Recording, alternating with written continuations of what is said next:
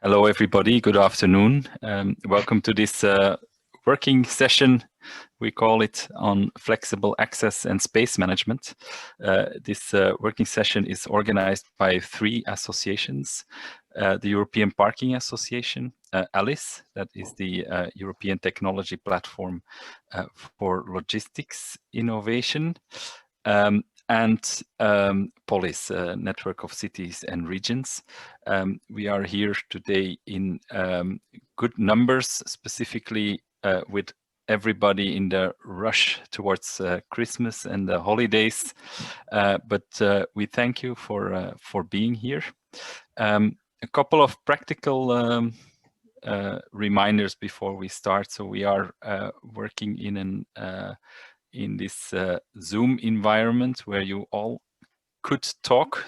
But we don't necessarily want you to talk. So please do mute your microphone when you're not speaking.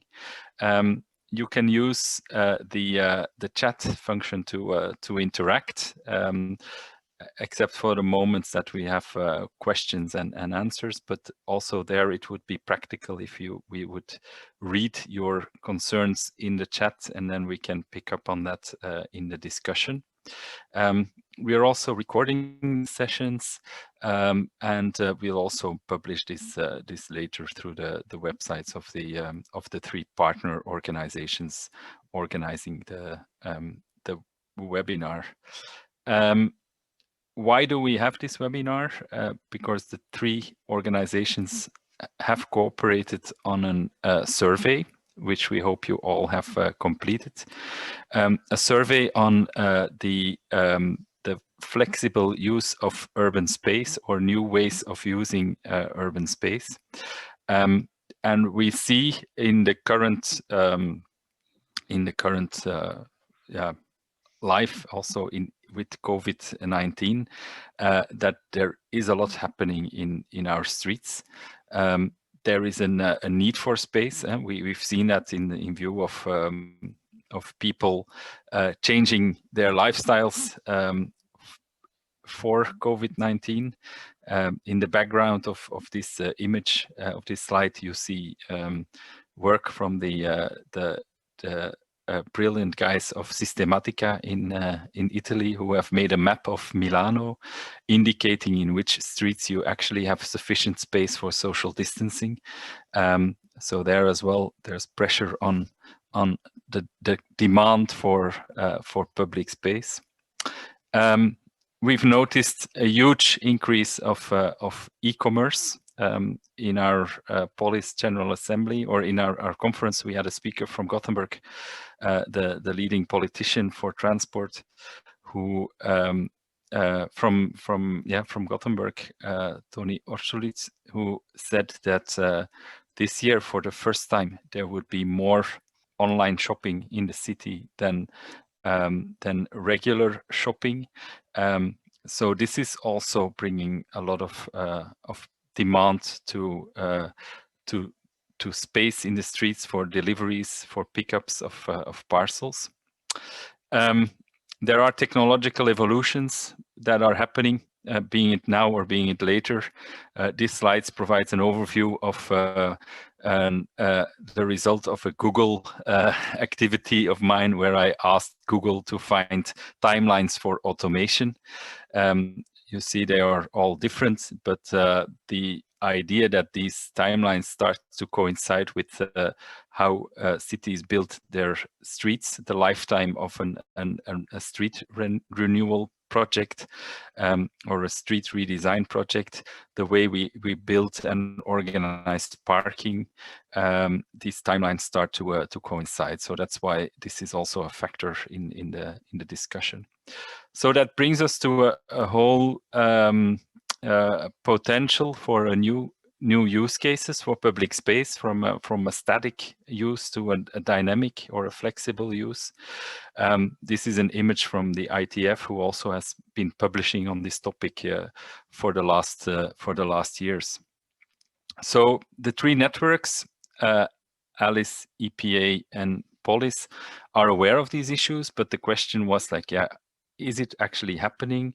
What are the real prospects? What are the practices? And that's why we also have and the concerns of the professionals working on this topic. So this is why we have organized this workshop, and also have gone through a lengthy process, a detailed process managed by the Erasmus University in Rotterdam on establishing a survey on curbside management.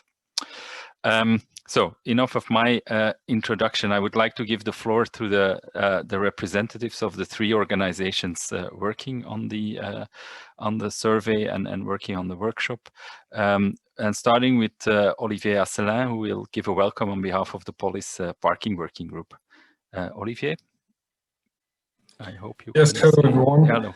Thanks for being here. Just 2 sentences. Just to mention that in the parking working group, of course, when we deal on public space issues, we conceive public space as a resource, and with the question of how to share this resource. And of course, the curbside concept has been discussed in the group. And I'm very curious of what will give this workshop today, because the deliveries issues are something we kind of forget sometime and too often. So thank you, the EPA and Alice, for this inquiry, because yeah, let's see what's the result we will give on those issues. Thank you. Yeah, thank you, Olivier. Giacomo, my colleague, Giacomo Lozzi, a couple of words from the freight side at POLIS. Yeah, good afternoon, everyone. And so I'm a coordinator of the Urban Freight Working Group at POLIS, and we have already a close strategic dialogue with Alice for a couple of years, and this was always one of the main issues to be discussed from many different perspectives. For what concerns e-commerce, that was already increasing, and we were already talking about that, and with COVID it exploded because of fragmented deliveries, and so many more stops than other movements. And so this is very relevant to address it in an integrated approach, considering passenger and freight together. So that's what we want to continue to do in this extended group. And also it can be linked, as Ivo probably will mention later, to access regulation and sort of rewarding approach for operators that are respecting some access rules, so that they can use the curbsides for their activities. And of course, this also brings to the enforcement dimension, and so there are many new digital solutions that can help with this.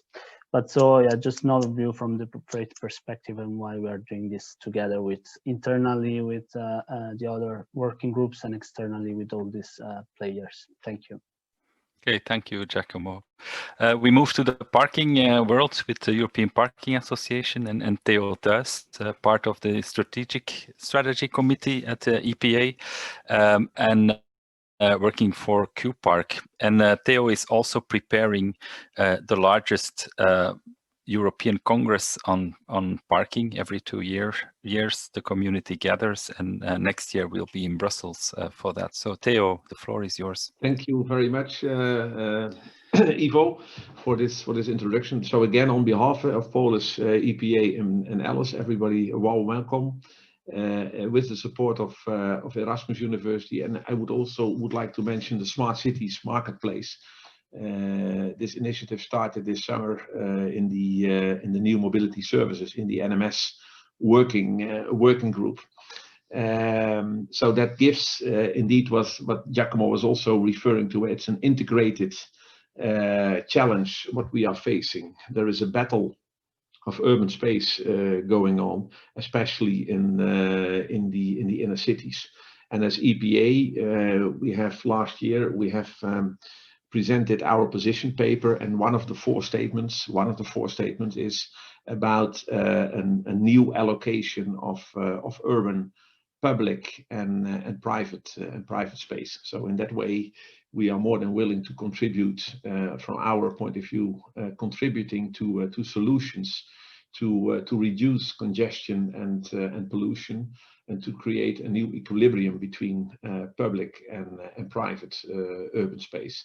And we are really looking for supporting cities how to get also a solution when you are, for example, diminishing on-street capacity.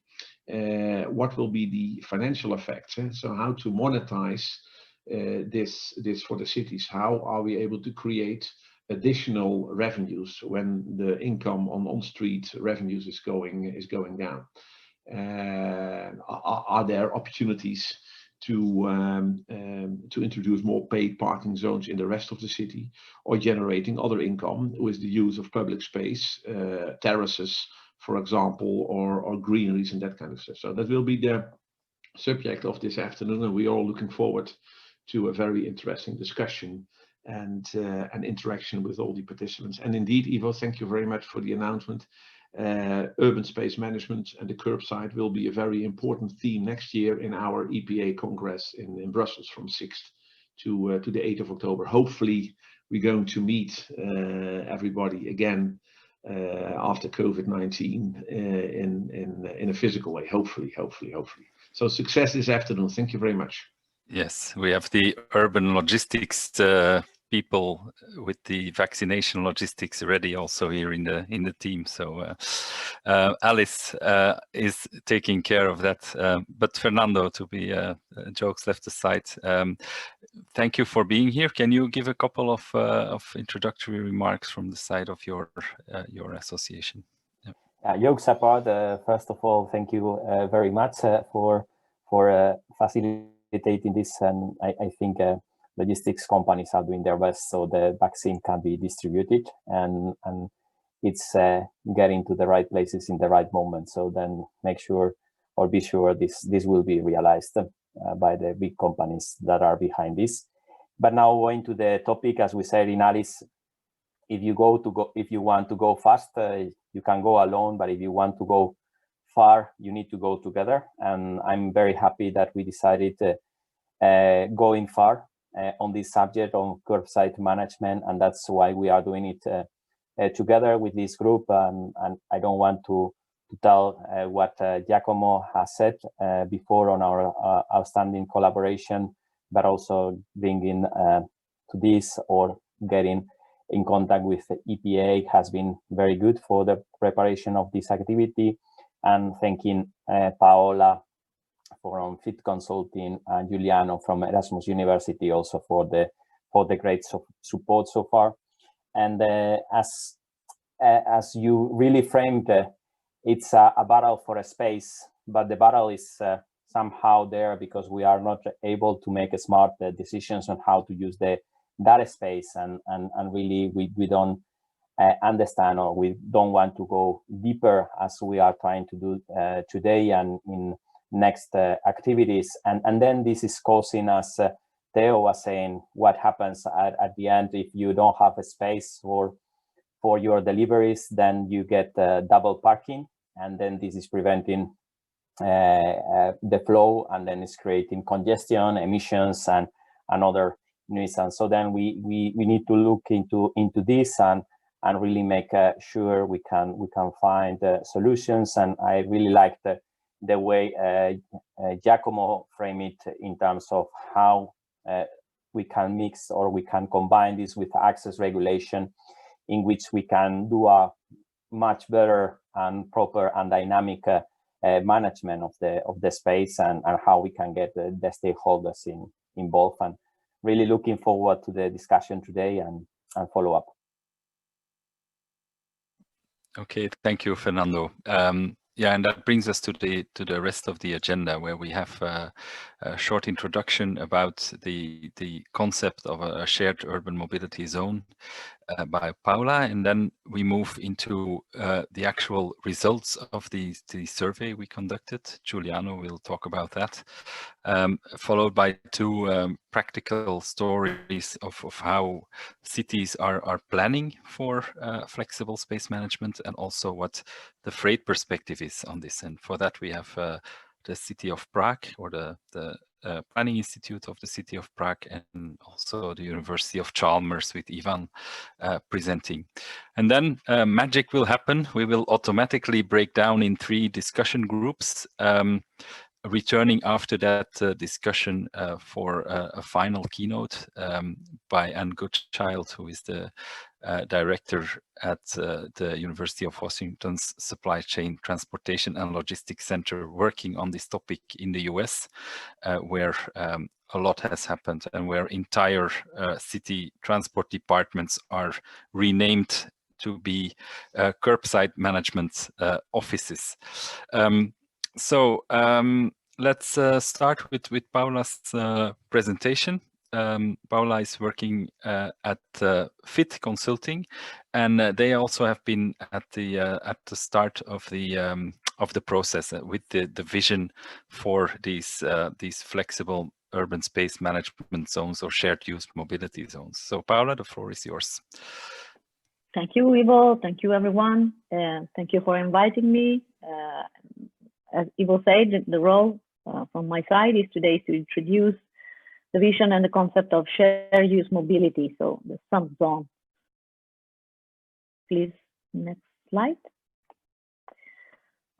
Actually, as most of you already commented, we are in a moment of transformation because we are entering in an era of ultra strict environmental regulation in a lot of cities in Europe.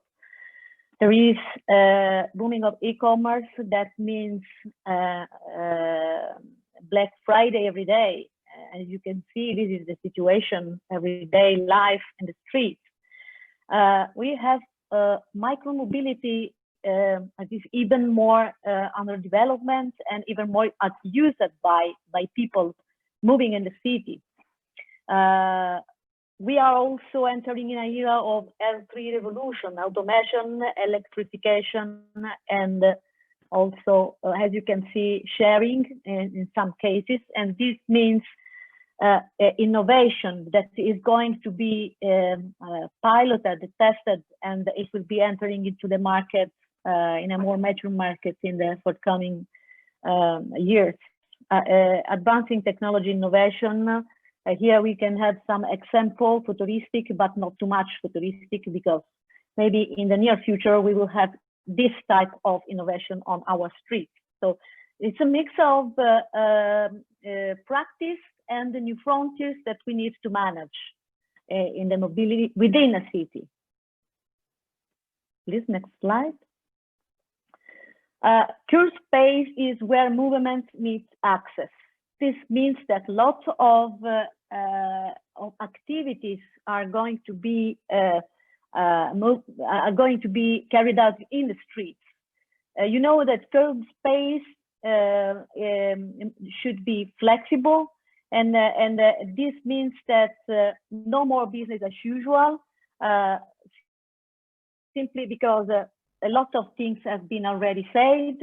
But now we are entering in such important and disruptive transformation that something needs to be done, making the city even more livable. Because these are something that is going to be interacting in the city. You know, we have bike, we have bus, we have sidewalk cafe, car parking, loading, freight delivery. That is even more important. And we are experiencing, every one of us is experiencing during this COVID period. Please, next slide. So we need flexible curb manageable. We need to introduce flexible curb management concept. This means helping cities to reduce congestion, to adapt emerging technology, and also to increase revenue through a broader curb use pricing model, as Theo said before. And I strongly sustain this. as well. The curbside ecosystem is a place where delivery trucks, bike lanes, parking space, ride-sharing service coexist and interact with each other. Curbside management is a hyper-local challenge requiring coordination, and so we need to introduce broader policy goals. And also by following and respecting principle of safety, because you know that most of operations are doing loading and unloading that are conflicting, for example, with bikes and with micromobility, access for all. So the city needs to encourage a sort of inclusive approach to the city use and to the space use. Efficiency, rebalancing the use of streets and curbs towards more efficient use within the city. So please, what means going towards an efficient curb site management? This means that there needs to be the need for the use of public space, considering all the city needs, all the city users need, not just those who use the cars, as actually is done. Strategic dialogue with stable consultative process, the conflicting the allocation of public space. This means what we are doing, what we are doing today. Establish a dialogue with all the stakeholders that can make the interest, can bring the interest of all city users around the same table. This means flexible use of city, reducing the pressure to the public authority on the age of commerce and congestion, of course. There is a need, urgent need to share practices, not only around Europe, but extending the sharing of practices also at international side, because you know, in the US, in Canada, there are a lot of examples, as we will see during this day. So to have a citywide approach to curb space management. Urban streets needs to be seen as open ecosystem. We manage it according to a dynamic approach, adapting curb space to users and uses, targeting new mobility service and manage space scarcity. That you know that is more important and urgent within a safe, efficient, inclusive, and system-oriented ecosystem. For what concerns technology, right? Excellent, very well done. We have very impressive technology that can magnify the use of curb space, but over the long term, there is the need to have a more a long-term vision and design it for a dynamic and more flexible use of curbside and in general of city space. Next one, please. This is the vision. So actually we have everything that is addressed to parking streets. So there is a lot of confusion, conflicts, and this means I'm not convinced to use the bicycle in this condition, under this condition. You know that also in terms of efficiency of operation of loading and unloading areas, it's something that is terrific. Lot of accidents may also happen during the loading and unloading operation. Sometimes can happen. Also, when bicycles interact with private cars. Now we have a vision of a more flex use of streets, where public transport, microtransit, people, freight, micromobility, and also other activities that are the richness of a city can interact in a more efficient and coordinated way. Next slide, please. This is the reason why we are here today, and I definitely thank the association that are starting this strategic dialogue today. start adopting and start sharing the concept of shared, used, mixed, so on. That is quite a visionary but important vision for the city of tomorrow. This because of citizen quality of life, this because of mobility, this because of accessibility for city, and this is because of operation, economics activities within the city, and also, of course, impact in terms of less congestion, less pollution, and going towards resilient and green Europe. So thank you so much for being here. I leave the floor. I can't wait to see the results of the survey. So thank Indeed. you. Me too. I hope that thank I you. am. Yep. Thank you, Ivo. From the floor. Okay, thank you, Paula. I was monitoring the chat, and there's one question from Herman Meyer, who was asking, some cities are placing protected bike lanes at the rightmost side of the street, of the road, to avoid conflicts with the curb that Paula mentions as a solution to this issue of feeling safe as a cyclist. But it's indeed a concern. How do you combine motorized travel with active travel modes? I think we will move straight to Giuliano's presentation and hear from the results. We must say the numbers were impressive, at least. So we're very curious if the results are also impressive. So Giuliano, you can share your screen and we'll present, see in a second. Please. Okay, so if everything's all right, you see my screen now. Well, first of all, thank you very much for the invitation, and welcome everyone. My name is Giuliano. I work for the Erasmus Center for Urban Port and Transport Economics, based at Erasmus University Rotterdam in the Netherlands. Well, I think has already been mentioned several times, the survey, this car side management survey. So let's go directly to the results. I think then we will have more than enough time to discuss later during the breakout session. And I'm going to present today, but an important role in this analyzing the result has been done by my colleague Susan Vermeulen. That she's not here, but she has taken place also in the work that you will see.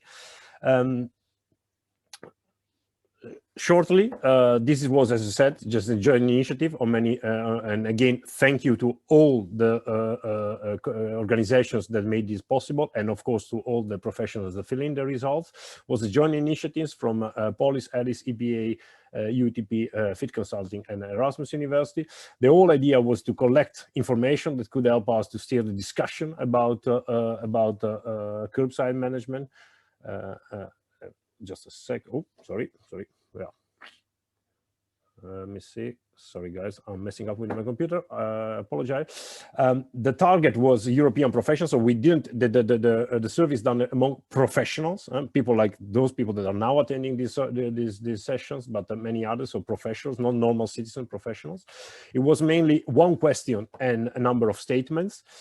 We started at the end of November 2020. It is still open, so in case you are interested, or in case you haven't filled it in, you can still fill it in, and then we might decide still to broaden and spread it further. Up to last night, we had a response of 369 people. That's quite high, because again, we are talking about professionals, not just normal citizens, but professionals, so it's quite high. The results that we show you are not about these 369, because we have done the analysis 2 days ago. Just to give you some example, let me see if I do like this. Yes, if I do some example. So this will be based on number of 320, what we have analyzed. Well, not all surveys were completed. That we will see later what happened. But in terms of country, there is a nice representation. Quite a large part from the Netherlands. I suppose this is because of the network of EPA in the Netherlands. But well, we have a nice representation from several countries. if we look at the sector here on the left side, you will see the sector where where the professionals are working. There is a little bit an overrepresentation from the parking sector. So I would say that probably EPA did the best job in EPA did the best job in spreading the survey. Anyway, just for your understanding, when people fill in these questions, they were able to give multiple choice. So for example, if you are a policymaker working for a city in the parking sector, you might have ticked both the options parking and the option policy making. But in any case, this is an overview of the sectors.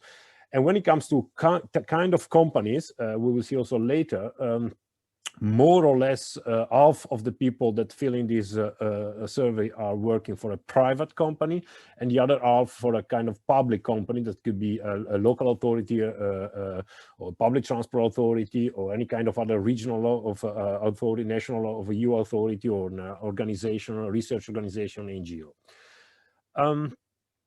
Well, the first question was very simple. We had only one question, and the question was, are you familiar with the concept of curbside management? This is the answer. 59% say yes, the rest say no. Well, is this interesting, not interesting? Well, we can discuss this later. It might have to do something with the name. Probably not everyone is familiar, might be familiar with the concept of curbside management. Maybe in some people might simply call it parking management or urban street management or whatever. But it was interesting in the moment in which we says, okay, if you answer no, well, then we show an example. And I have to say that probably in that showing the example was a little bit too long, so we lost some participants there. And we asked also people to mention some good practices if they were aware about that. There were a lot. This is a cloud version of the answers that they gave. Again, it's just to have an idea what they mention as a good practice in curbside management. Some of them are this one. I'm not going through them also because I don't really know these things. We simply picked up the information that were on the survey just to give you the idea that there were some people put it some links to the good practices. But this was just the beginning. So let's go for the statement, because probably this is the most important one. So a statement is something where you ask people, do you agree or not on a specific statement? So, for example, on traffic congestion is a big problem. You might say, well, it's a 5-point Likert scale where it varies from strongly agree to strongly disagree. And this is very important for all of you to understand. The fact there is no right or wrong questions or right or wrong answers in this statement. It's simply a statement. You might simply agree or disagree with the statement. It doesn't mean that you are right or you are wrong. Okay, simply agreement versus disagreement with the statement. We started with, just for your information, with some very simple statements, like traffic congestion is a big problem. As you see, the green bars are agree. As you see, the majority of people say yes, of course, traffic congestion is a big problem in urban areas. And also when it comes to air quality, well, you see that a lot of people says, yes, of course. Well, for some people, it simply is not. This could be probably because either they live in a very nice city or probably because they misunderstood the statement. But in any way, the point is that you see here that these kind of statements, we did it on purpose on making very simple statements to say, so I see everyone agrees more or less. Again, doesn't mean that we are right, but at least we agree. Then we started with other kind of statement that might be a little bit less, well, some of these statements were also provocative on purpose. So the first one is when it comes to urban logistics hinders public transport services. And then we have on-street parking hinders public transport services, and public transport will need at least 3 years to recover from pre-COVID. Well, as you see here from the spreading of the bars, you see that, well, it's quite different from here. See here, well, there are some people agree, but some people also don't agree. Some people completely disagree. And well, so that what does it mean? It doesn't mean that if you agree or disagree, you are right or wrong. Simply we as a professional, so as a European professional on mobility, logistics, transport, parking, whatever, we don't agree on something. So we are not sure if urban logistics is a problem for public transport, and we don't even know if on-street parking is a problem for public transport. And we don't know if it will take 3 years to recover public transport. This could be that some people say, well, we'll take less, or we'll take more, or we'll never recover, whatever. Simply knows that we don't know. The same graph show it in a different way. You can see this. This is a consensus score. This is a strength of consensus. It's a simple mathematical formula, and it creates an index that actually varies from 0 to 1. Hypothetically, if everyone would say strongly agree, that the index will be 1. Okay, here you would have a 1. So everyone agrees on something. Again, it doesn't mean that we are right, that everyone is right, simply that we agree on something. Well, it's quite questionable how we can interpret these numbers, but let's say we consider around 0.6 something that, well, we don't really agree on this. There is some kind of not consensus. And below 0.6, we consider, okay, here we clearly do not agree on this. So as you see, we more or less all agree on the fact that air quality and traffic congestion are big problems. We don't agree on the fact whether on-street parking hinders public transport or if public transport will recover soon from COVID. Moving further, you see here there are three statements. You see again relatively easy, where we said the management of urban public transport, the management of on-street parking. Sorry, I missed an on here, and the management of urban logistics. They're all important issues. And you see the green bars are quite large here. So here, yes, we more or less all agree. So actually, we all agree that these three topics are very important. Management of parking, management of urban logistics, and management of public transport are all important. So we all agree on that. So that's fortunately also because we are professional. Probably this is our job. It will be quite crazy if we don't agree that our job is important. Anyway, we agree on this. Now here, please take your time to read carefully this. I'll do the talk. You don't listen to me and just look at the screen. Here there were some statements suggesting, in the next 5 years, cities should introduce some form of access regulations, or they should reduce the number of logistic vehicles, or they should reduce the presence of the transportation network companies like Uber or, well, not Urban, but Uber or Lyft. And then should be, or if on-street parking should be used on or mostly for logistics, or if we should reduce the number of cars entering the urban areas, or if urban freight will continue to grow. Well, again, if we, from this you might have an idea. I'll give you a couple of seconds to look at it. If we look this in numbers, again, we'll see that well, actually, we are all agree on this last one, that urban freight and logistic volumes will continue to grow. I think there were also in the previous presentation, we are clearly, it will happen. So no problem, we all agree on that. Again, doesn't mean that we are right, we might be wrong, but at least we agree on something. On the themes that you see in orange and in red, well, there is no agreement. And again, doesn't mean that someone is right or wrong, it's simply that we don't agree. So as a professionals, as a sector, we don't agree on something. I think this is very important, because if we don't agree on something as a professional, it's very difficult to go further. So in these issues, we really should talk. And I think this is the idea of the next breakout sessions, okay? So we don't agree on if there should be a form of regulation, access regulation policy, what to do with the number of logistic vehicles, they have to increase or not. On-street parking will be the use on future of on-street parking only for logistics or not. So these are things that we should discuss a little bit further. Finally, I understand it's difficult to read probably. We try to make a simple difference between, well, the professionals that are filling this survey working for the public companies and professionals working for the private companies in different sectors. Okay, how do you read this scheme? Well, everything is in the blue color. It means that there is a difference of perception between public and private companies. Again, it doesn't mean that one is right or wrong, simply that there might be a difference of opinions, okay?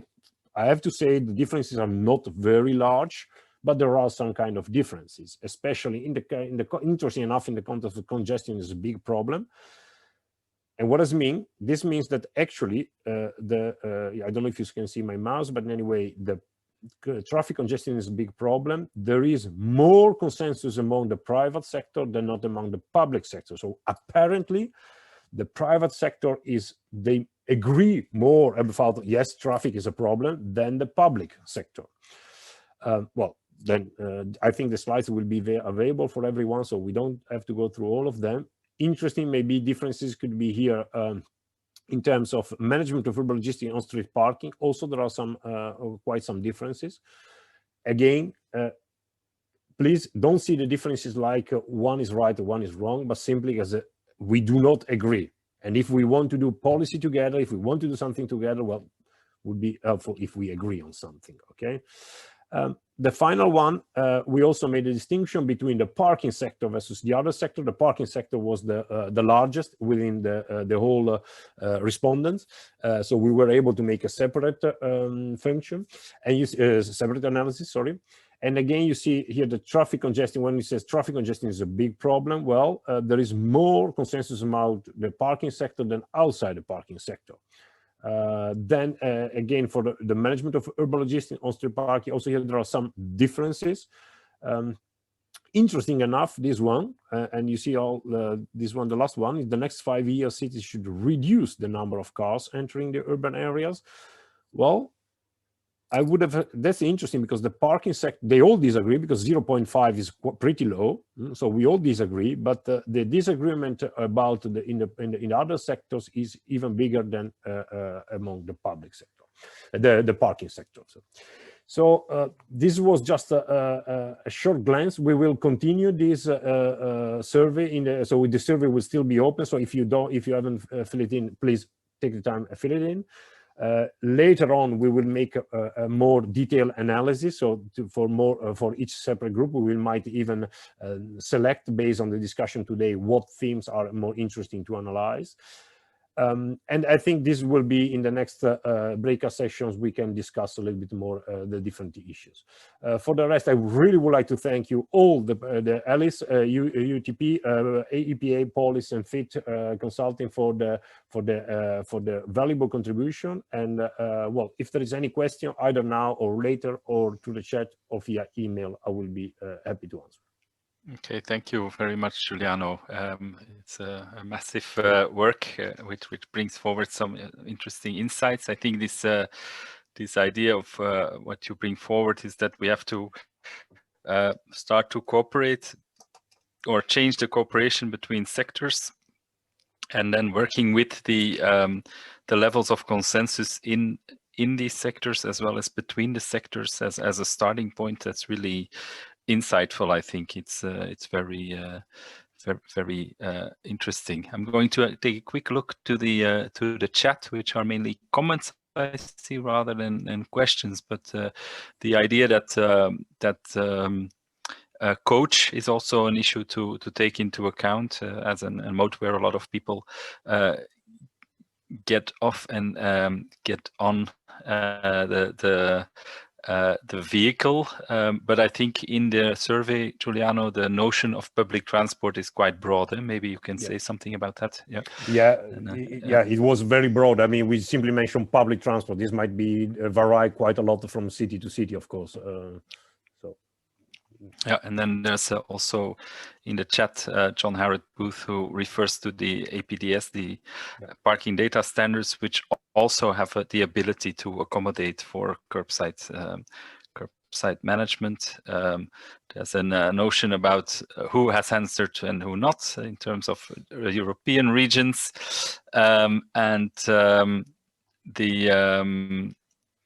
there's a question from Ivan.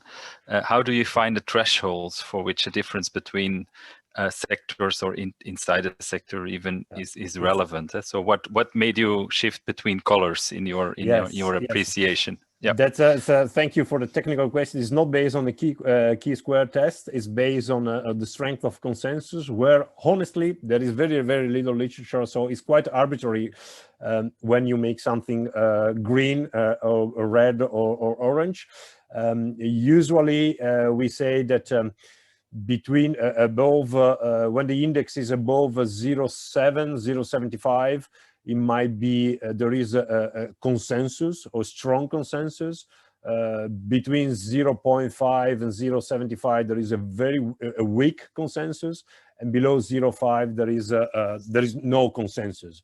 But honestly, there is not a real scientific tool that is questionable. You might, so we might apply different. If we had said, for example, 0.8 is consensus, would have been everything orange, for example. So it's, but I think it gives more the idea that there was no 0.9 on that. So in none of them we really agree on something. Maybe it's more relative to the other questions. Yeah, sure.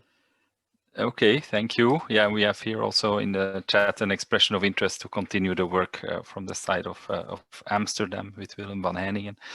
Much appreciated. Okay, thank you, Giuliano. We'll move to the next speakers who will illustrate a bit the story that's been evoked by the survey, and we'll definitely come back to the results later, and also it will be discussed in the breakouts, of course. So yeah, the floor is now for the Planning Institute of Prague with Václav Novotný, who will talk about curbside zones for delivery in Prague.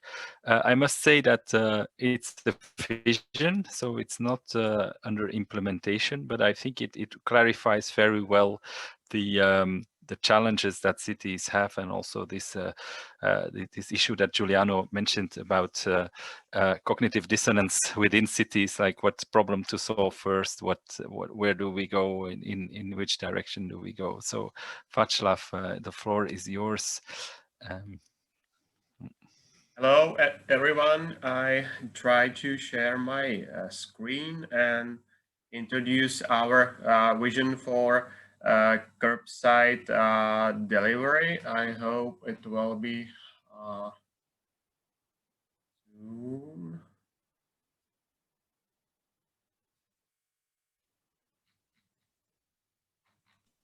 If not, we can share from our. I think. No, it's working. Great. Yes. Working. I try to switch to full screen mode. Perfect. I hope you could see the presentation. No, really. We see a Google deck. We see the Google entry. So now we see the desktop picture of a tree in the desert, and now we see the a PDF screen. So I will also tell you when you are due to finish, because we need to start watching the time. Okay, the floor is yours, Václav. I think my presentation is really short. So now you could see the presentation. Yes. Perfect. So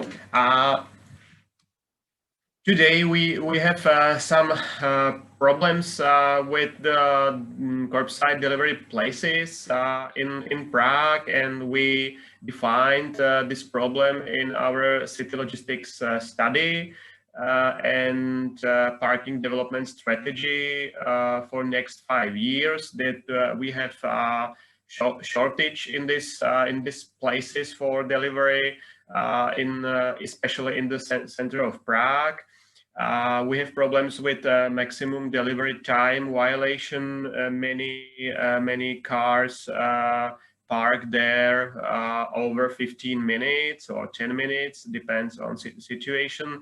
And many drivers use these delivery zones for not delivery things, so they park there for free. It's a kind of violation. I think many cities know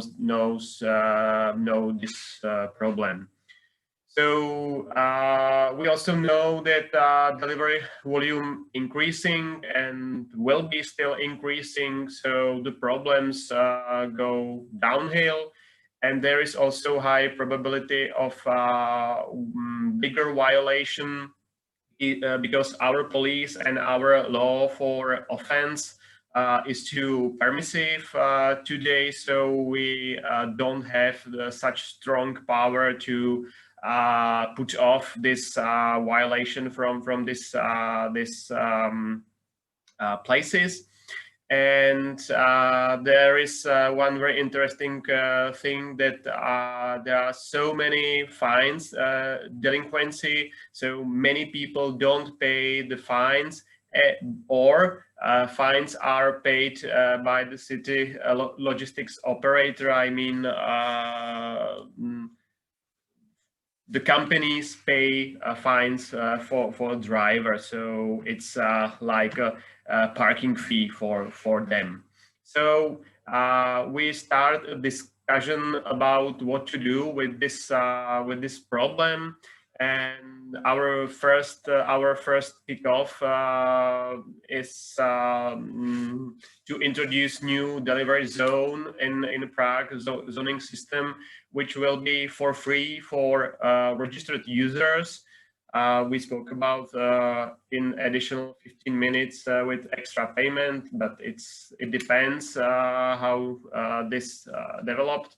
But 15 minutes delivery for free for registered users, and this registration could be only for Euro 5, 6 CNG vehicles, electric vehicles, but without taxi cab. This registration could be only for some company cars or some not private cars. And the main change is to have this parking delivery spaces under monitoring of our vehicle surveillance. You can see that vehicle on the on the bottom of the page or the slide. We have this car surveillance today for our zones, but this delivery zones is without any monitoring except police, but it's impossible to monitor all the places in the city. So we try to put in the surveillance, and it's necessary to prepare an application to cell phones with a really quick response, and I deliver button, which starts 15 minutes of free delivery with automatic close down after this 15 minutes. And this app also must show free spots or remaining time for previous user. So we hope it will be possible to introduce in our parking zones system, because today we only use mobile phone web page for our parking zones. And also in this app, there should be reporting possibility for new delivery beginning. So announce that the spot or the space is free, and it's possible to beginning of new delivery. There should be also more benefits than this direct, and that's we could introduce more curbside delivery spaces because we know the shortage.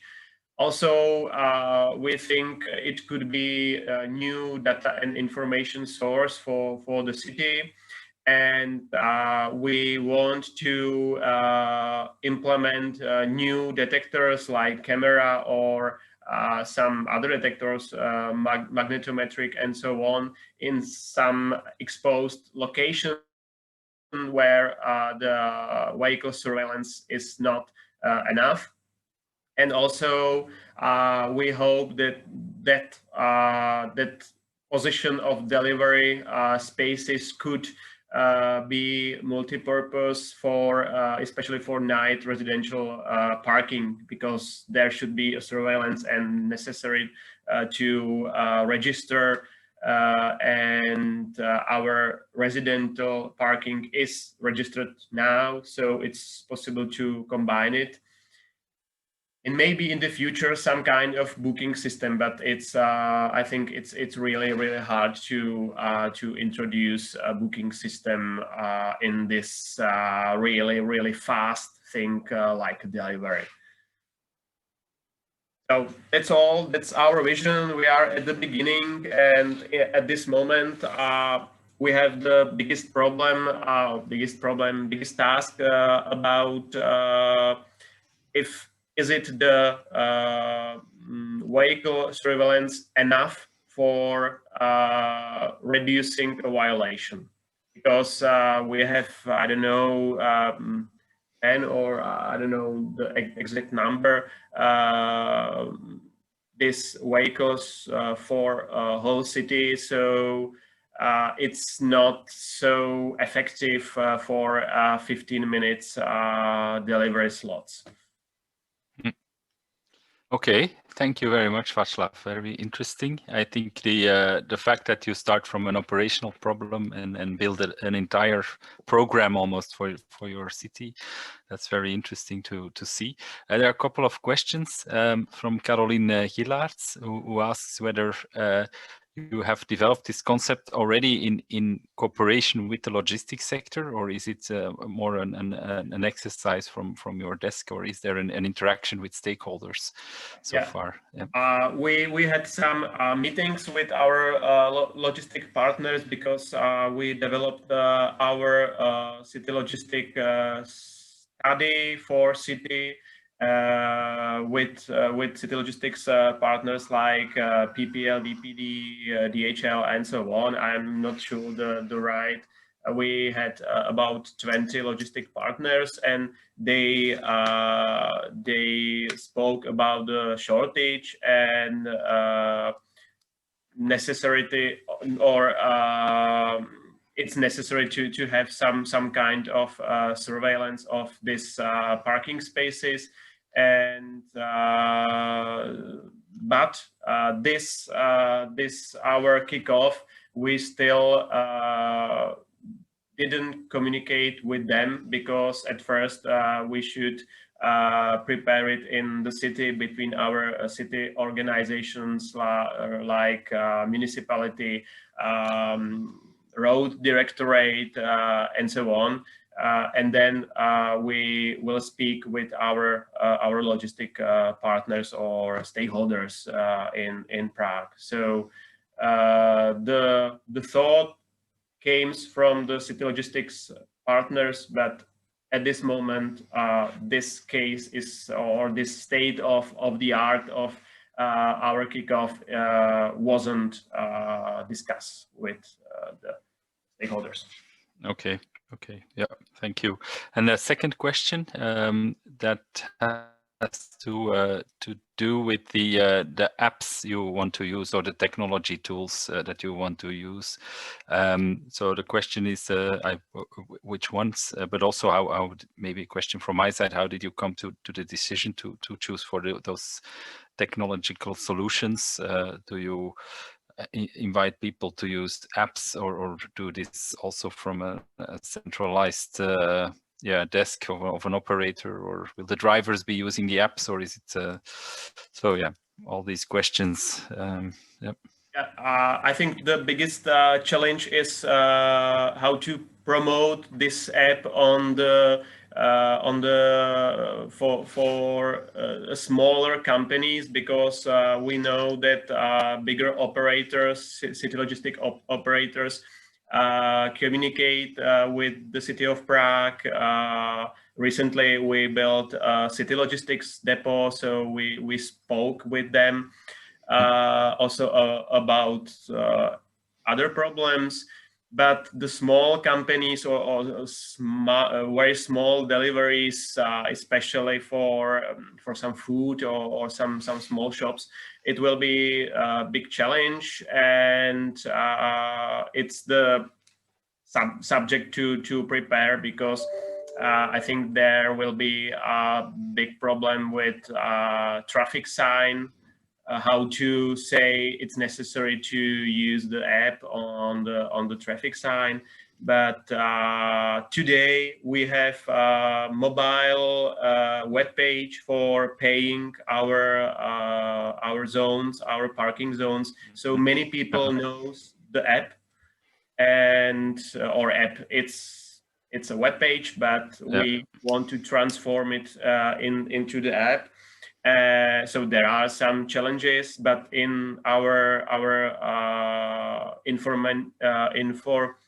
ITS system, we have this kind of option like a delivery implemented, but there is some important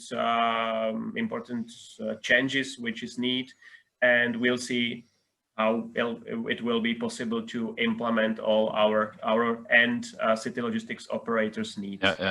Okay, thank you. Václav, can I ask you a favor?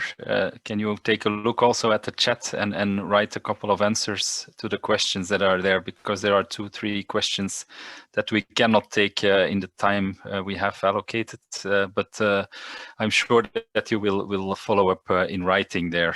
So there's a comment from Bologna, and also questions of how you manage, how do you understand the occupation of the places, etc. Thank you. So we move to the next speaker, which is Ivan Sanchez. He is working for Chalmers University, and he is here to talk about smart loading zones, and I will leave the floor immediately to you. Well, hello everyone, and thank you, Ivo. Thank you everyone for the invitation. So yes, as Ivo mentioned, my name is Ivan Sanchez Diaz, and I am an associate professor at Chalmers in Gothenburg in Sweden. And today I'm going to talk about smart loading zones in the context of urban freight. As I have a very short time, so I'm going to focus on some highlights. Here are 3 papers that we have produced based on this topic and this project, which have much more information. As a background, well, I think we have talked already about the urban freight and how important it is. But just to give you some numbers, if we take 2 cities in Sweden, Gothenburg and Stockholm, we can see that freight traffic is about 20% of all traffic in the cities. And we can also see that there is some overlap during the peak hours between freight traffic and private traffic. And so this is important because this actually generates many conflicts, which have also been discussed. I think Paola mentioned several of those conflicts. We have conflicts with other cars, conflict with the public transportation, service vans, with pedestrians, and with bikers.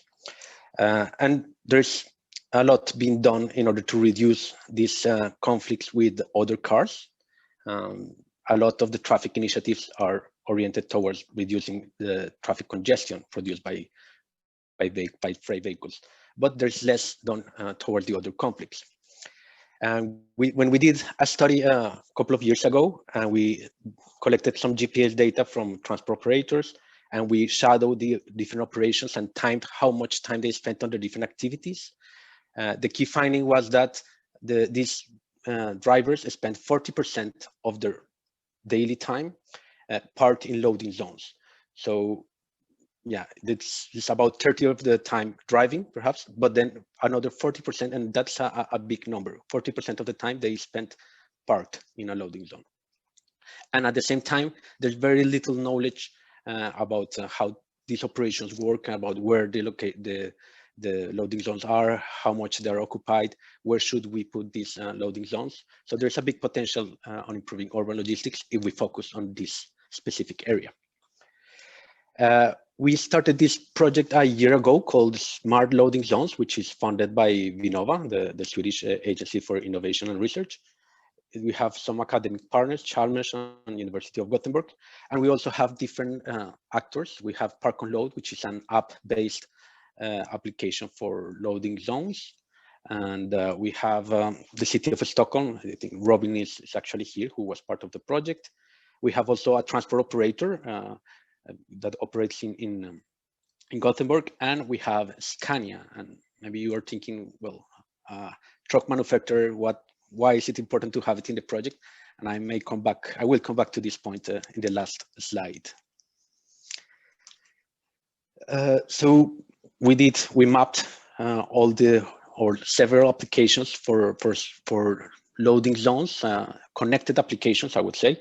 And we found out that they have different purposes, they have different technologies. Some have sensors, some have cameras, some others have applications, phone applications. And each of these technologies have advantages and disadvantages. And also they are often aligned with an objective, a policy objective of the cities. And you can see which cities prioritize urban logistics and which don't, based on how the rules for this parking or loading operations are. Then we decided to define what would be a smart loading zone. So we started looking at the literature, and we also did a workshop with the different actors. And we saw that we are in a transition between a loading zone, which is the old concept where you have some signs on the street, and you have also some vertical signs.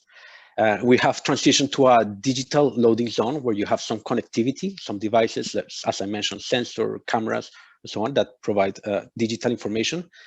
And we are in the transition towards smart loading zones. And the definition that we had for smart loading zone is that it entails, it requires a connected infrastructure, but it also means that you will have informed decisions, that you use that information to improve the decision making and to support some policy decisions, some overall more strategic objectives. And that's where there's still some lack. There are some advances, but there's still some lack towards that development. We had a pilot, and we used this framework from Lin et al. To divide in 3 parts: in information collection, system deployment, and service dissemination.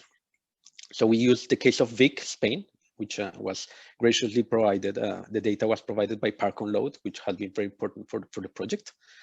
We had at the time 8 loading zones with 1.5 years of operation. So that meant we have more than 100,000 records of parking operations.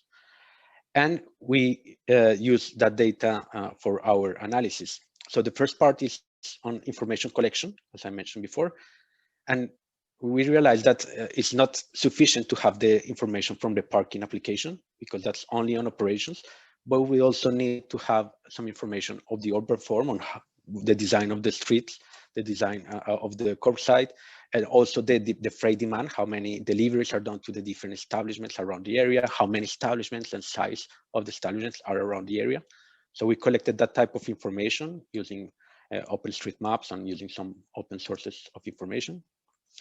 And the operations came from Park and Load. Of course, they have this app-based system, and they have a database with all the operations, and they collect this on a daily basis. In terms of system deployment, which is the next module in the framework, it's related to data analytics. So we started to look at the data that we have, and just by doing a simple analysis on the arrival rate, how many vehicles arrive at every hour, we could see that there are very large differences. So that we saw that the nature of demand is dynamic, very dynamic. So between loading zones, you can have great differences. And I think that's no secret for any of you. But also between different times of the day, we have, of course, peak hours and they are aligned in most loading zones, but they can change a little bit between loading zones. Between months, we also have different demand patterns, and even between the days of the week. So just by having this information, it would be helpful to design better the parking space and having a more dynamic supply as well. Then we moved a step forward, and we started to do some modeling, some data analytics to forecast and to understand better the relationship between the urban form, demand variables, and the parking operations. And we did some statistical models with a good prediction. We also did some machine learning methods. We applied some machine learning, some artificial neural networks, with also good results in terms of forecasting. So we could know when a spot could be available. But what we basically wanted to do was to test all these different models and different techniques and see how they could be applied. And this comes together with this idea of service dissemination or alignment with decision making. And it's this all these devices, connected technology, and the data analytics are interesting, but they should serve a purpose. And we saw in that several applications around the world already have in mind some purposes, but perhaps the connection is not very strong. So we started to look what could be why should we support the decisions, or what type of decisions can be supported. We divided between strategic, tactical, and operational from the public sector point of view. And I'm going to give 2 examples for the sake of time of how we can use the data collection and the data analytics to support this level of decisions. So the first one would be on managing infrastructure, managing space. And if we have this type of data, we can be more flexible in how we manage space. We can have flexibility in terms of times of the day, days of the week, months of the year. We would also know how to locate the loading zones depending on the characteristics of the area or the demand. We could even see what type of activities take place around those loading areas and determine the duration limit for the parking operations around those areas, because different activities, of course, have different time needs, different parking needs. We could also prioritize enforcement, which is something that is very important for transport operators. A lot of private vehicles use the loading zones, and that's one of the things that operators would like to change if we move towards a smart loading zone system. A second example of application is related to routing and to simulation. And actually, we thought this could have a big potential for transport operators, but when after we started some interviews and the workshops, we realized that actually this was not relevant right now for the operators, because they feel this type of decisions are made by the drivers, and there are other factors that are more important than the availability of parking space. But we decided to continue in this direction because then from a vehicle manufacturing point of view, it becomes interesting for the future, when we will have more connected infrastructure, when we will have more automation in the vehicles. Then having this information and incorporating the parking availability information into the system, into the routing system, it will become more and more important, or will have more potential. So one final slide to conclude. I know I ran through the slides, but the slides will be shared so you can look in more details. But to conclude, well, this is the framework that we had before: information collection, system deployment, and service dissemination, so that we could have a smart parking zone. We think that we should also add and emphasize the decision-making, the data-driven decision-making. So how to connect the policy objectives with this information collection, analytics, and service dissemination. We saw in the current applications and in the state of the art that these connections are already established, and some of them are already developed. But we think that where there's a bigger gap is in this connection between decision-making, smart decision-making, and designing what data will be collected and stored. Also, the type of analytics that we can produce with the data should be more connected to smart decision-making. And of course, it should also work the other way around, that you can use the analytics to make smart decisions. So thank you. I hope I didn't go through over the time. A little bit, but that's not a problem. Thank you. It's very interesting. I like the idea that you start from public policy objectives and break that down into operational, tactical, and strategic views. That's something we also have done in POLIS when we talked about digital parking tools, the need for them at operational, tactical, or strategic level, and it helps to structure a discussion very, very well, I think. I'm looking at the questions in the chat, but there is nothing there. So I will move directly to the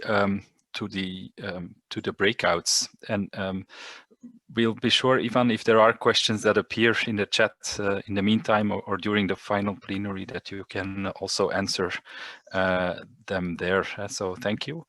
I move to Giacomo, who will explain how we move on from here.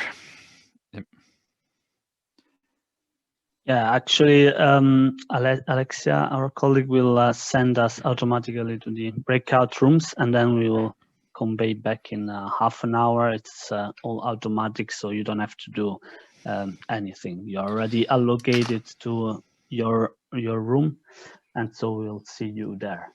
Yeah, I think and Alexia, you can.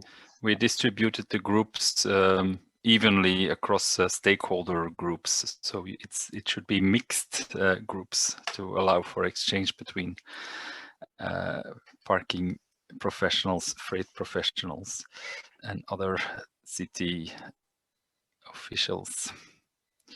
So see you on the other side. You have to click on join.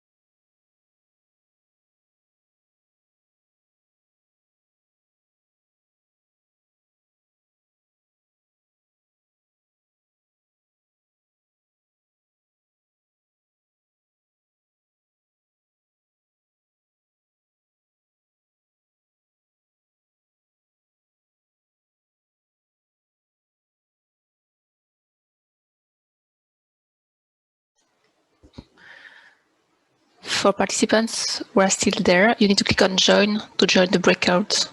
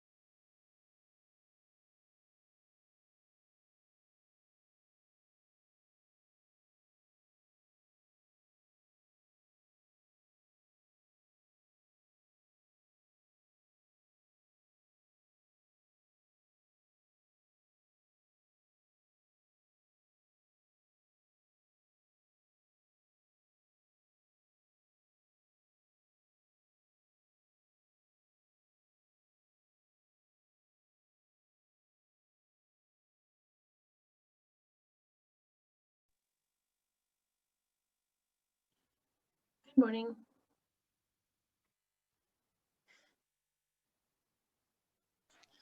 Hello. Good afternoon. Good afternoon. Just wanted to make sure there was other humans out there. Yes, they are in breakout rooms now. It will end in 2 minutes, so they will be back in 2 minutes. No problem, no problem. It's still kind of strange to me. It's been 8 months, but you know, it's still weird to connect on the computer, have a little screen into another part of the world. Yes, it's really strange. Weird. Yeah, what's really weird is when you've got really big meetings, isn't it? Sort of I mean, yeah, it is. You're right. I mean, it's like when it's 1 or 2 people, it's more like a phone call. But yeah, when you're there and there's 200 other people. That's right. Yeah. There's I think up to sort of 10-15 is okay, but once it gets over that, it starts being you've got this, you know, there's people out there, but you don't actually know what we used to think there are, because as you can see a list generally, it says, 57 or 68 or whatever. But no, it's yeah, it is weird. So where are you, Nigel? Are you? Well, at this moment in time, I'm actually in Greece. Yeah. Oh, wow. Yeah, physically in Greece. Yeah. I normally live in France, but we're hiding away from COVID at the moment. Oh, good plan. As long as it works. Yeah, I know. Yeah. It's funny. And you, now where are you? Where are you based? Seattle, Washington. Okay. So it is still dark and rainy. I was going to say it's quite early for you, no? Yeah. Yeah, it is. It's the sun won't come up for another 2 hours. No, hour. Mm-hmm. Mm. Yes.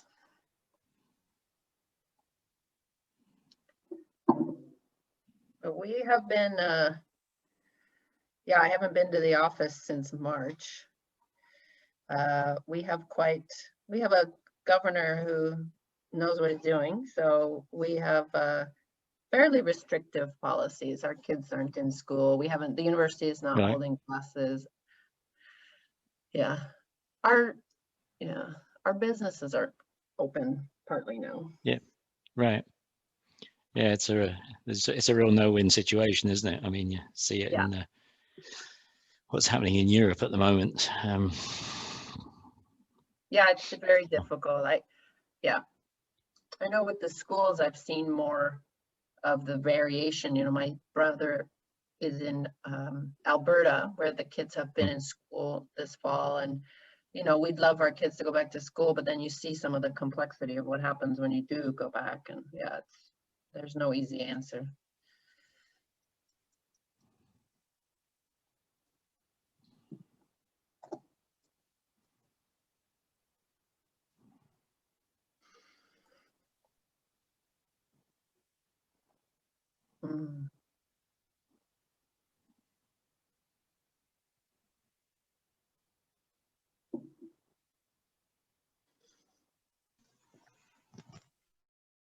Hello, I see that Anna has joined. Hello, how are you? I'm well, thanks. How are you? Fine, and thanks for joining. It's 6:45 for you, right? In the morning, so early. I know. Well, I was telling my son last night why I had to go to bed early, and he said, "But are you usually up then, anyways?" I said, "Yes, but I'm not usually working by 6:45 in the morning." Yeah, thanks a lot for accepting our invite, and we are waiting for. Thank you. Yes, nice to see you. And we're just waiting for the other breakout participants to reconvene here. I think our moderator is missing, so we will wait at least for him. We are lost without them. Yeah, I'm here. Yeah. Hello. I was giving you the courtesy, Giacomo, to say hi to Mrs. Goodchild. Hello, and I'm Ivo Kree. I missed you with about 1 day or so when I was in Seattle a couple of summers ago, but that's I met other people from Washington State University, and we talked about you, not with you at that moment. So I hope that is that's not a problem. It were only positive things. But thank you for being here. Just a bit of context for you. So we have engaged in a process with 3 networks and a couple of other knowledge institutes, universities. So there's the European Parking Association, which groups public and private stakeholders in the parking sector. We have POLIS, which we see a bit as the European equivalent of NACTO, and we have ALICE, which is an advisory group to the European institutions and to the logistics sector about innovation in the field of logistics. But you know, Alice, probably. Yeah. For which there is no parallel. No, it's unique. So we are meeting today to discuss the flexible use of urban space and how the 3 sectors are connected to that topic. And we're very happy to have you as a closing keynote, which is a unique thing in a workshop. Normally it's the opening keynote, but we didn't want to make you wake up even earlier. So I think the closing words would be fine. So the floor is yours. We can run a bit over time. So the idea was we're happy to listen to you a bit longer than 4 o'clock our time. So okay, yeah, yours, thank you. I appreciate that. And I won't be offended if you do have to run off at, what is it, 3 o'clock? Well, you're all in different places, so 7 a.m. Pacific time. Yeah, thank you. It is really an honor to be invited, and I was quite eager to participate just because of the topic. I've been in the last really 2 years really looking at this question of public space, and it doesn't have to be public space, but space in cities and how that can be used to support urban logistics and what the obstacles are to doing that. So it's a topic that I am also very interested in, and as the Urban Freight Lab is focused on. And also just, the European Parking Association is new to me, but POLIS and ALICE are certainly very effective organizations that I'm always following, and very happy to understand what direction you're moving in, and that certainly influences us at the Urban Freight Lab. So I did put together a few slides, and I will try to share my screen here. Can you guys see that? Great. Yep. Yes.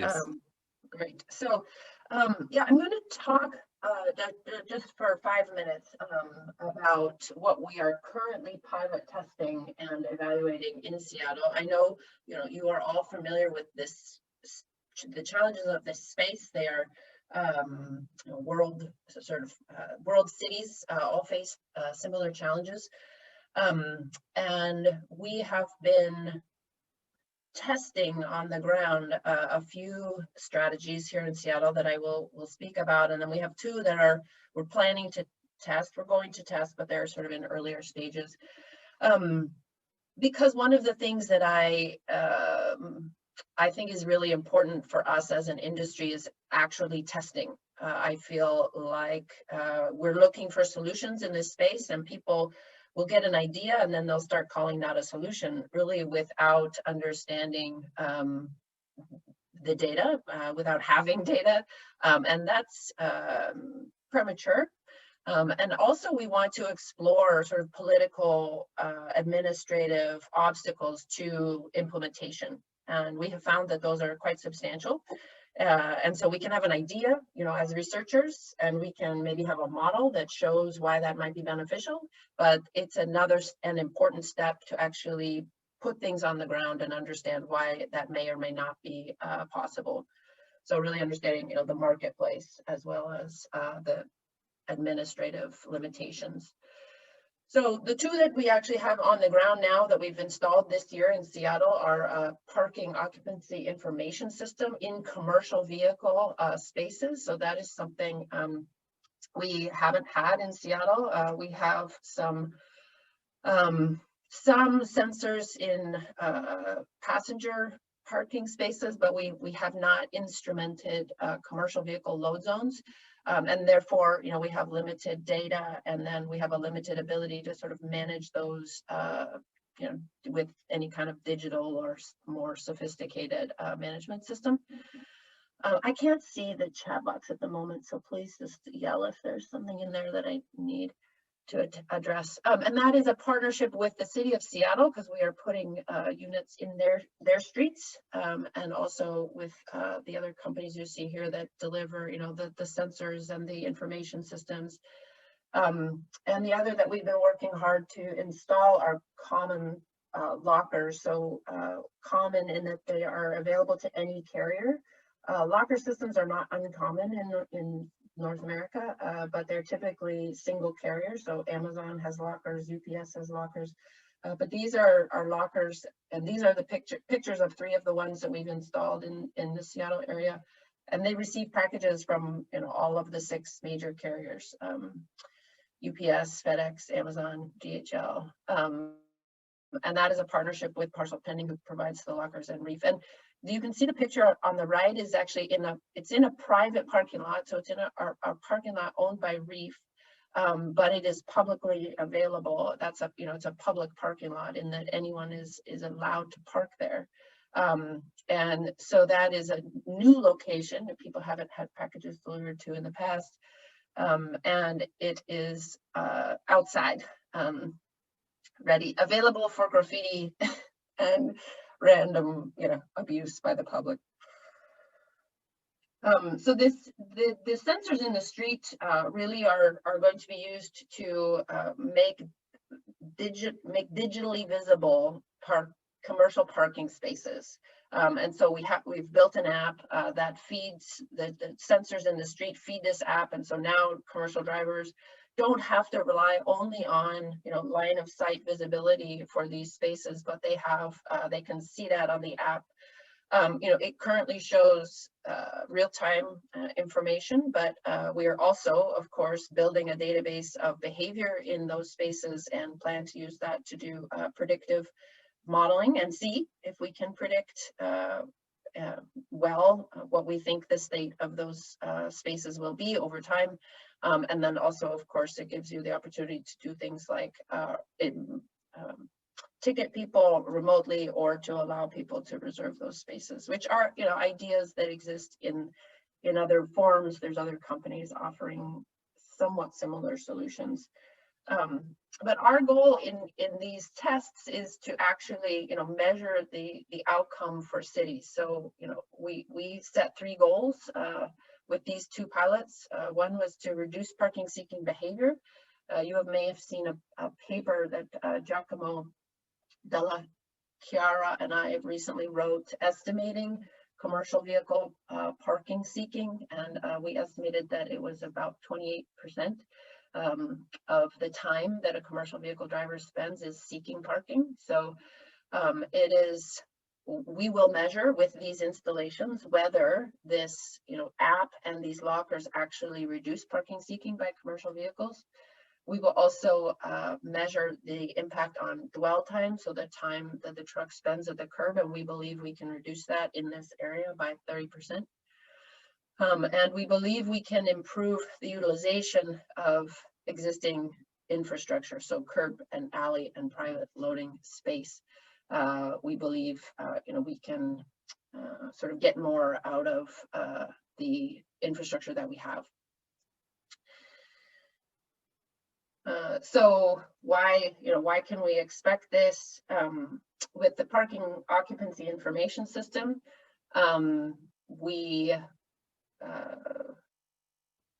so in the short term, you know, we think that we can inform the driver's decision earlier. So if he looks and it's full, he may not choose to, he may make a different decision about his next destination.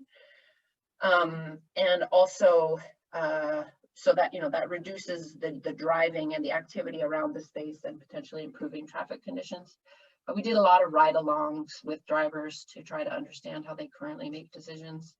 With those lockers, we are, you know, consolidating deliveries into a node, and we hope that that density reduces total vehicle kilometers traveled, and also the time it takes to make that set of deliveries. We've tested other lockers in the past, and in one building downtown, it's the largest building in Seattle, has 80 floors of offices.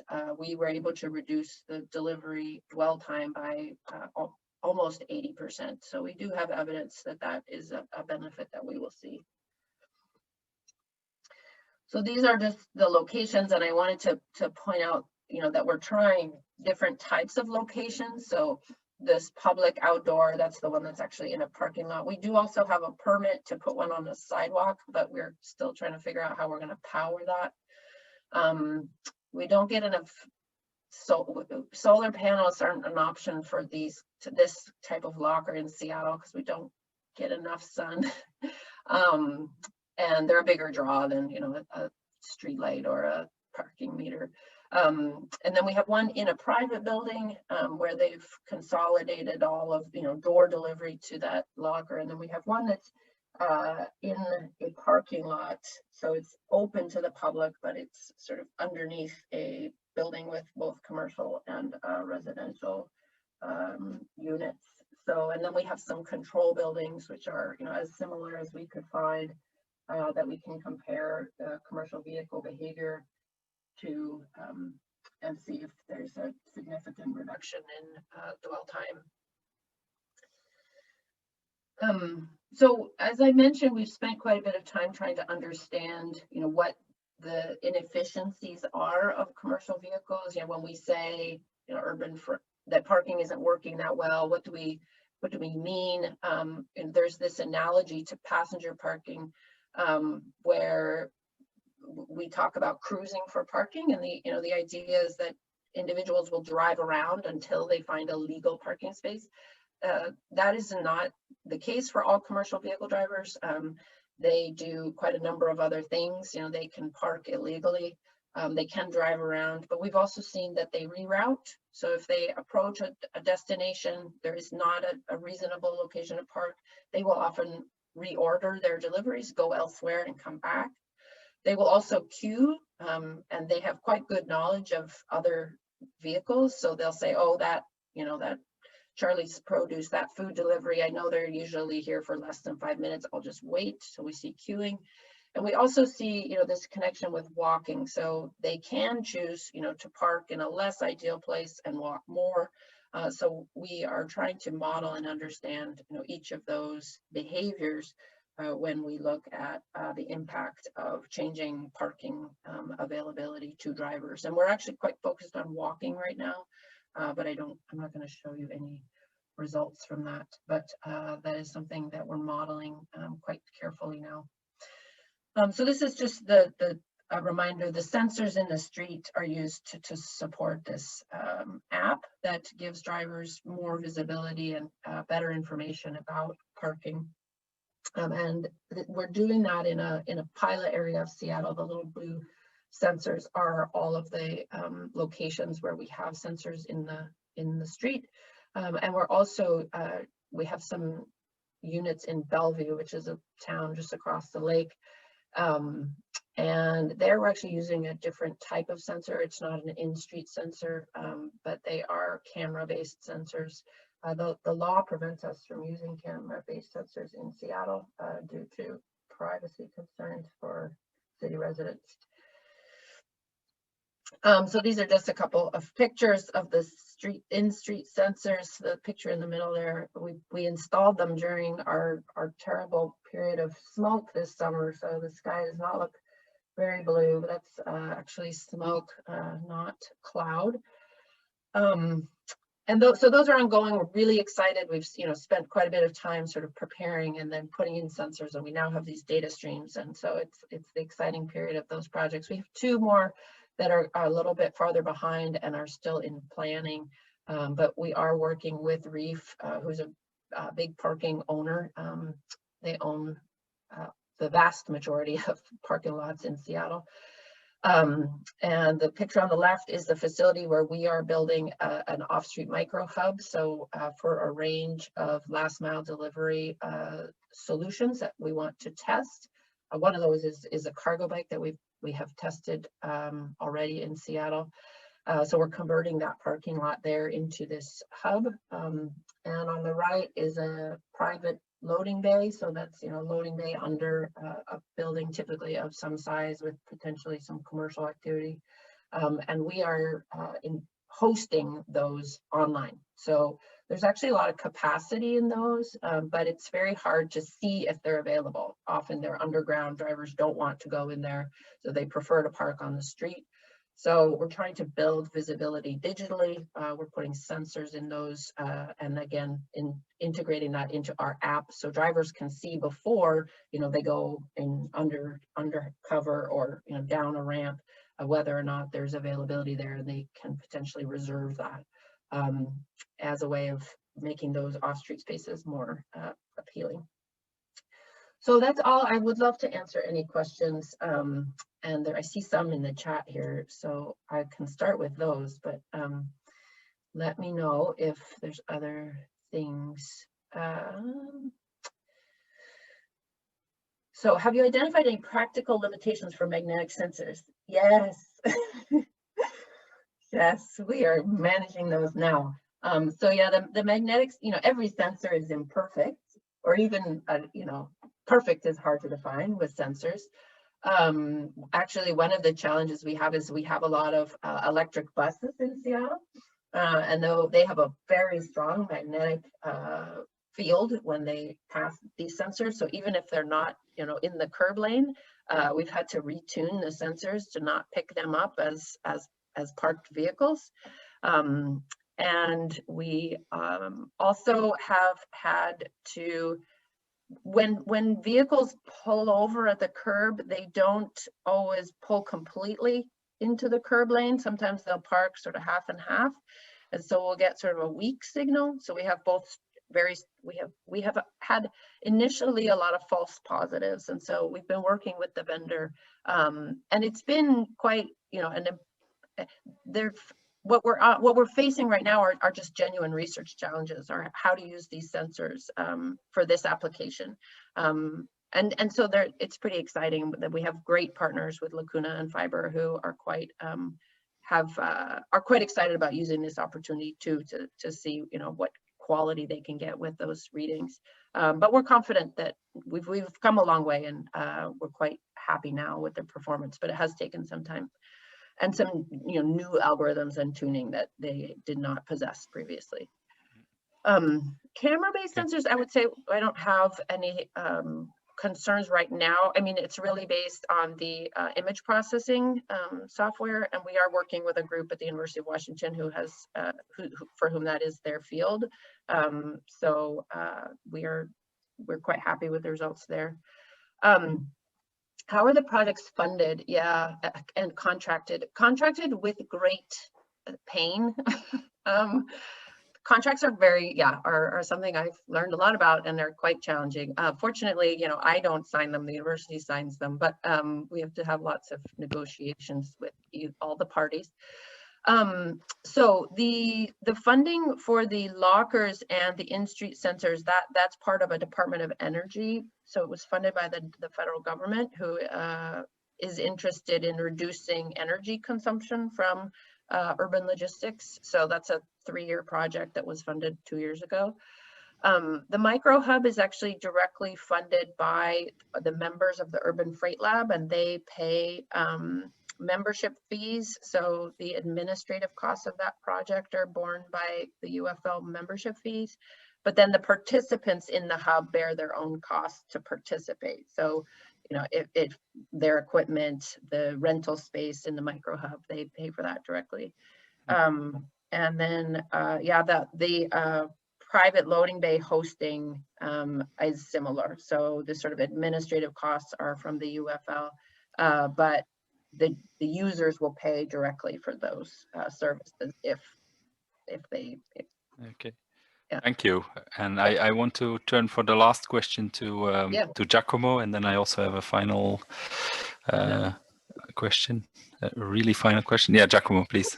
Yeah, thanks. Now, very quickly, you were not there, but Ivo presented the slides where you see that in Milan, there's a map that shows the places in the streets where walking is limited, because there's limited space for walking.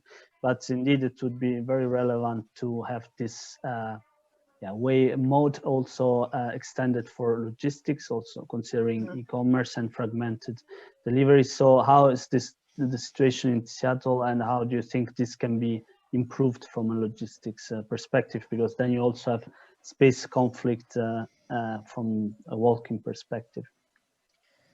Yes, so we have some direct interest from carriers in doing more walking deliveries from the micro hub. So being able to sort of share the cost, having a place off street to do deconsolidation, and the cost of that is really important variable in their decision. So that the micro hub, one of the things we will be doing from there is more walking deliveries. But the reason that's not otherwise happening is the cost of that. If they're doing it in private space, the cost of that as an individual is too high. So that is one of the benefits of this micro hub, and we're very keen to enable that and to measure the benefits of that. It's a little challenging because the carriers typically in a city like Seattle see more walking as more costly, because typically that walking is slower. And so, our idea of like providing more parking, they will probably use that to reduce the amount that they walk. But, a higher portion of walking and a lower portion of truck travel is generally going to be better in terms of CO2 emissions, vehicle travel.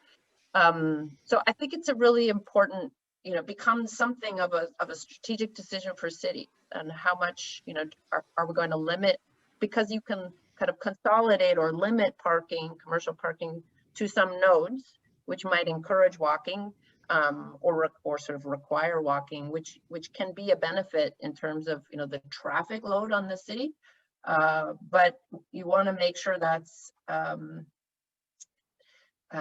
but there may be some pushback from carriers because, unless there's, it may be more expensive for them to do that.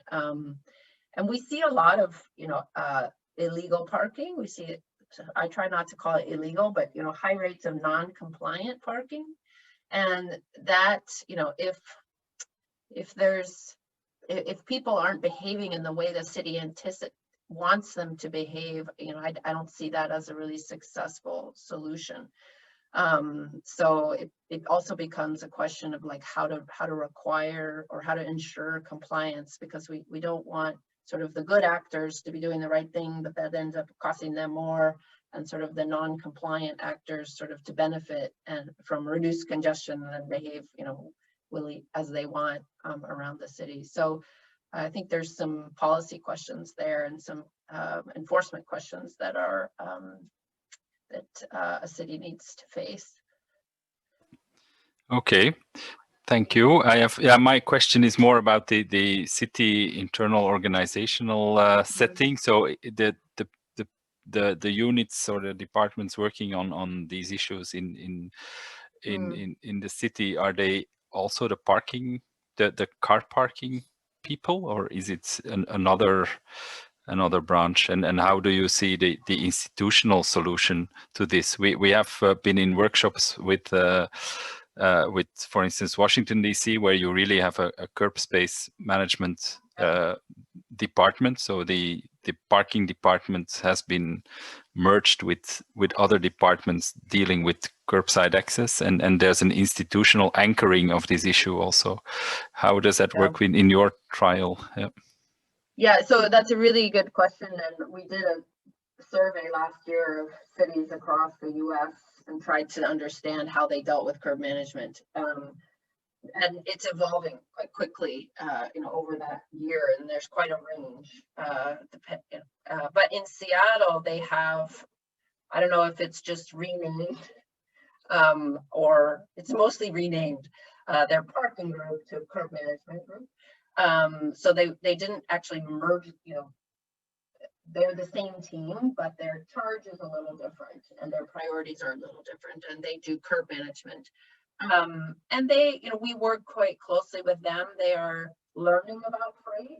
I would say, most of them are training, and their experience is largely in parking, which tended to focus on passenger vehicles and transit, and not commercial vehicles. But that's definitely, been part of the motivation to work with us, and they recognize a need to sort of more intentionally manage commercial vehicles, and they certainly have plans to do that. But that's the city of Seattle. It's quite, I can't, that doesn't mean it's like that in every U.S. city. But we have a paper about that I could share, that gives a more holistic view of how management is built. Okay, thank you. I don't see further questions in the chat, only people who are saying goodbye for the holidays even. So I will leave it at this.